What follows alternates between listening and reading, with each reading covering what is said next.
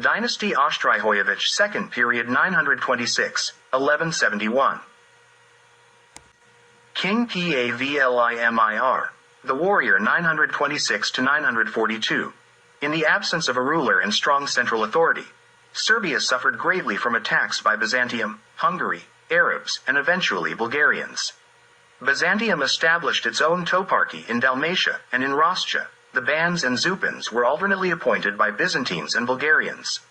The Magyars occupied all the land in the north of Serbia, between the Sava, Drava, and Danube rivers. The territory of original Serbia held up relatively well, including the regions of Neretva, Hum, Trebinje, and Dukia, under the rule of Michael Oshtrivojević. Michael first allied with the Bulgarian Emperor Simeon and later entered into an alliance with Byzantine Emperor Romanos Lekipinos in 924. Romanos ceded Dubrovnik and Kodor to Michael and granted him the title of proconsul. Byzantium was heavily pressed by Emperor Simeon, and the alliance with Michael Oshtrivojević was considered salvational. Michael's state was called Serbia, although it was actually just one part of Serbia. Amidst the news of Michael's alliance with Romanos, Tsar Simeon interrupted the war against Byzantium and marched with his army towards Serbia in 926. Simeon first entered Rascia and replaced the local Zupan, appointing someone named Ludomir in his place. He then entered Vasevic state. Simeon's incursion into Serbia seemed to spur the Serbs to seek the restoration of their kingdom and state unity. Therefore, they decided to search for the descendant of the Oshtrivojević dynasty, King Pavlimir, the son of Petroslav and grandson of King Radoslav, who was living in Rome. A representative of the old Duklian Zupans, accompanied by a Dubrovnik ship, went to Rome to bring Pavlimir back. Pavlimir arrived with this entourage in Dubrovnik and then went to Trebinje. In Trebinje, Pavlimir convened a grand assembly, Veliki Sabor, where he was crowned king of Serbia. Only the representatives from Rascia did not attend the assembly, as they were hindered by Zupan Ludomir, who was on the side of Tsar Simeon. The coronation took place in Trebinje, which was declared the new capital of Serbia. At that time, Skadar was held by the Byzantines, and Split was part of the Byzantine toparchy of proconsul Tomislav. During Pavlimir's coronation in Trebinje, Tsar Simeon was besieging the city of Dukia. The new king of Serbia immediately gathered an army in Trebinje and set out against Simeon in Dukia. Simeon was soundly defeated in Dukia and had to flee from Serbia in 926. He died the following year. After the victory over Simeon, King Pavlimir turned to Rascia to confront Zupan Ludomir. He defeated Ludomir on the Lim River and annexed Rascia to Serbia. Then Pavlimir headed north to face the Magyars, expelled them from Sram, and concluded a peace treaty with them that established the border between Serbia and Hungary, west of Sram, along the Orljava River and upstream the Sava River. The northern border of Sram was along the Danube and the Drava rivers. Pavlimir then journeyed westwards through Bosnia, all the way to Istria, and returned via Dalmatia. There is no further mention of proconsul Tomislav, except that he disappeared in 928, precisely during Pavlimir's passage through Dalmatia. As the new Zupan of the Croats, the king appointed a Serb named Cedomir.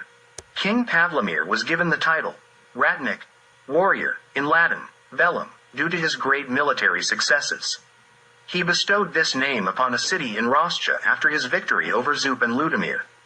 Following the triumph over the Magyars in Sram, he named the field where the victory was achieved, Campo Bellino. Western Slavonia and present-day Croatia, north of the Sava River, remained under the rule of the Magyars. After the church council in Split, the Slavic liturgy was prohibited in Croatia, but it continued in Slavonia, Dalmatia, Istria, Bosnia, and Serbia. Here, Louis the Stammerer refers to only Zagorje, Croatia. In all these regions mentioned here, the Slavic liturgy, which was, in essence, the Serbian language in the liturgy, persisted, precisely because King Pavlimir unified all these provinces into the renewed Serbia. King Tyasemir 942-962. Tyasemir is the son of King Pavlimir the warrior, whom his father appointed as the Zupan of Trebinje immediately after his own coronation in 926. Tyasemir was married to the daughter of Zupan Chedomir, whom the king later appointed as the Zupan of the Croats. From this marriage, he had two sons, Prelimir and Kresimir. In 942, the Venetians attempted to occupy some Serbian islands in the Adriatic Sea. However, as before, the people of Neretva proved to be a strong naval force for the Serbs and drove the Venetians away from the Serbian islands. The Venetian Doge Pietro III Candiano sought peace and made a peace treaty with the Serbs, which was later renewed by his successor. During this time, the Croats in Serbia did not have their own separate political or church administration. Župan Sidomir was just one of the king's officials. In western Pannonia, the Croats were under the rule of the Hungarians. The only independent Croats were those in Bohemia and Poland. The Arab writer al-Masudi, in his work, Muruj ad-Dahab, wrote in 943 that the people he called Horvatan were located near the state of Prague, above the Hungarians. In the list of the Prague bishopric from 1086, two groups of Croats are mentioned, Ruati in Bohemia and Hrvati in Poland. King Jesemir sent his younger son, Kresimir, to replace his grandfather Sidomir as the Župan of the Croats in 942. During this time, there was a sense of self-will among many nobles in Serbia, so King Jesemir had to go with his army from Trebinje to enforce obedience among them. The Byzantines invaded Raška and expelled the local ban. King Jesemir drove out the Byzantines and reinstated the ban to his position in 946. Around the same time, the Ban of Bosnia rebelled, and the king sent his sons, Ban Krešimir of the Croats and Prelimir, with a strong army against him. Krešimir was then aided by a Croatian nobleman named Ivolo. The rebellious Ban of Bosnia was defeated and killed. Prelimir left the governance of Bosnia to his brother Krešimir and returned with the army to Trebinje. Now, Krešimir, as the Ban, ruled over Bosnia and Liburnia. After some time, Krešimir handed over the Bosnian Banate to his illegitimate son Luda, while he retained the governance over Liburnia. Upon receiving the governance of Bosnia, Krešimir changed his title from Župan to Ban, and he kept this title even after handing over the rule of Bosnia, calling himself the Ban of Croatia. Thus, Krešimir Oshtrivojević became the first Ban of Croatia, with Liburnia being included under Croatia at that time. Regarding the question of what was considered Croatia and what was Liburnia, Preko de St. Mari is very precise. He states that Croatia bordered Liburnia, and then a little further, he mentions that the Liburni were located from the Zjarmanja River to the Krka River. It is important to note that even at that time, Liburnia was not inhabited only by Croats but also by Serbs. Croats were not yet considered Serbs or Slavs, and a distinction was made between Slavs and Croats. King Prelimir 962–990. The last year of King Jesemir's reign was marked by struggles in some border regions of Serbia. The new king, Prelimir, immediately after ascending the throne, achieved several military victories, restored order, and consolidated his rule throughout Serbia. Byzantium once again attacked Serbia and entered with their army into Raška. The Ban of Raška saved himself by fleeing and sought refuge with King Prelimir in Onogost, where the king was a guest of the Ban of Onogost. Along with the Ban, his son Radigrad and daughter Prihavala were also present. The beauty of the Ban's daughter Prihavala was renowned, and the king married her right there in Onogost. Then, King Prelimir went with his army to Raška, drove out the Byzantines, and restored the Ban to his position.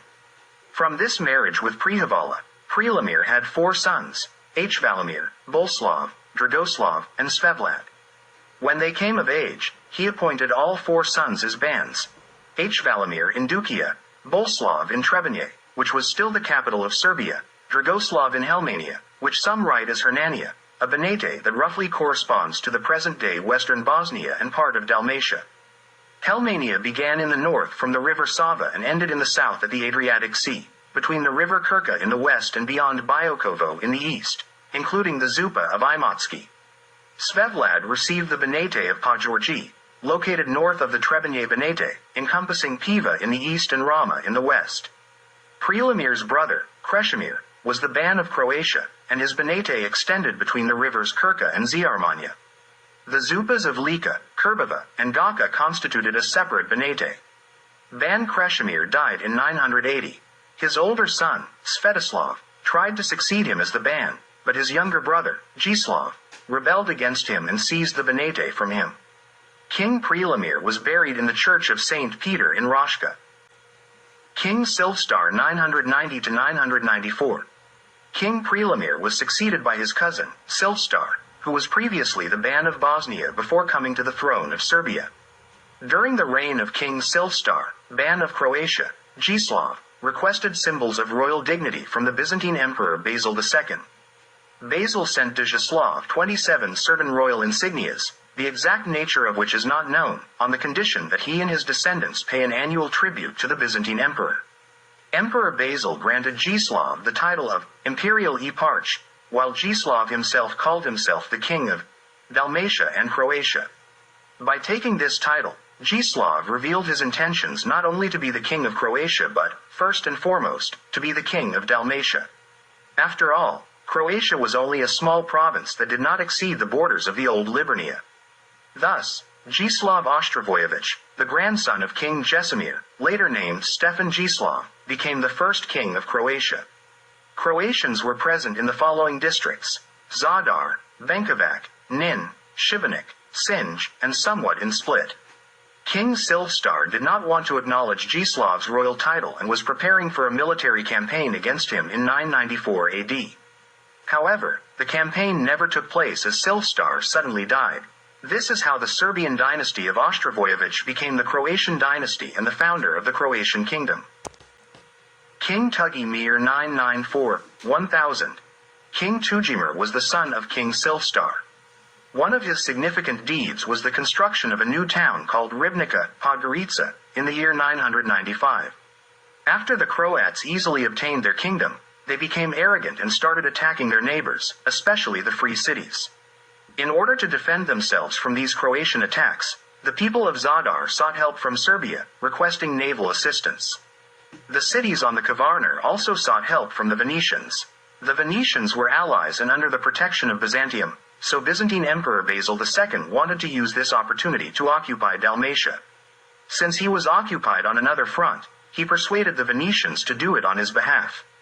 Emperor Basil granted the Venetian Doge Pietro Orsolò II the title of Protospatarios and Strategos of all Dalmatia, and sent him to occupy the Dalmatian coast.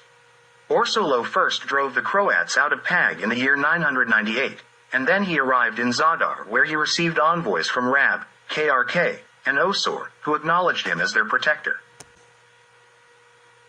King Gislav built a new city, Beograd na Moru, Belgrade on the Sea, and made it his capital because he didn't have any significant places under his control in Dalmatia. In Serbia, there were two cities with the same name at that time: Beograd on the Danube and Beograd below Tomar. Since he was constantly attacked and suppressed, Gislav sought peace from Orsolò and sent an embassy to Zadar with rich gifts. However, the Doge refused to accept the embassy or the gifts. Only the following year, in Trogir, Orsolò dictated peace terms to Gislav. These conditions were expressed in 5 points. The Croats should not engage in piracy at sea, not join the Serbs, refrain from harming free Dalmatian cities, pay a tithe to the landowners for the land they cultivate but don't own, and fishing should be regulated according to the conditions set by the Dalmatians. Additionally, King Gislav had to give his son Stefan as a hostage. 17. The city of Split also came under the protection of Doge Orsolò when he arrived there in the year 1000. During that year, long and fierce struggles took place between the Serbs and the Venetians for Korčula and Mljet, which eventually remained in Serbian hands. As a result, except for Dubrovnik, the Dalmatian cities, which were part of Serbia for more than 50 years, once again fell under Byzantine protection with direct Venetian administration. Kings: H. Valimir 1000-1002, Petrislav 1002, Vladimir II 1002-1011, and Dragomir 1011. King Tugimir was succeeded by the eldest son of King Prelimir, H. Valimir. He became particularly known as the builder of the towns of Kočićevo and Vence on the river Verbas. 18. He ruled for a short time and left Serbia divided into 3 parts under the control of his 3 sons, Petrislav, Miroslav, and Dragomir. Immediately after H. Valimir's death, his sons decided to unite all 3 parts under a single ruler. Dragomir handed over his portion to his brother Miroslav, who, in turn, decided to give everything to the eldest brother, Petrislav. On his way to visit his brother in Skadar, Miroslav's boat capsized on Skadar Lake, and he drowned. Thus, Petrislav remained as the sole ruler, but his reign was short-lived as he died in the same year, and he was succeeded by his son, Vladimir II. As soon as Vladimir II ascended the throne, he was attacked by the new Serbian-Bulgarian Tsar Samuel Nikolaević. King Vladimir did not want to engage in war among the Serbs and tried to dissuade Samuel from his warlike intentions. The matter was settled when Vladimir married Samuel's daughter, Kosara, in the year 1002, and the two rulers became friends and allies. Samuel died in 1010, and his son Radomir succeeded him. Byzantine Emperor Basil instigated Radomir's relative, Vladislav, to assassinate him and become the new ruler and a Byzantine ally. Vladislav indeed murdered Radomir secretly in 1011. Fearing that Vladimir might seek revenge for the death of his brother, who was his brother-in-law, Vladislav invited Vladimir as a guest and killed him in a church while Vladimir was praying.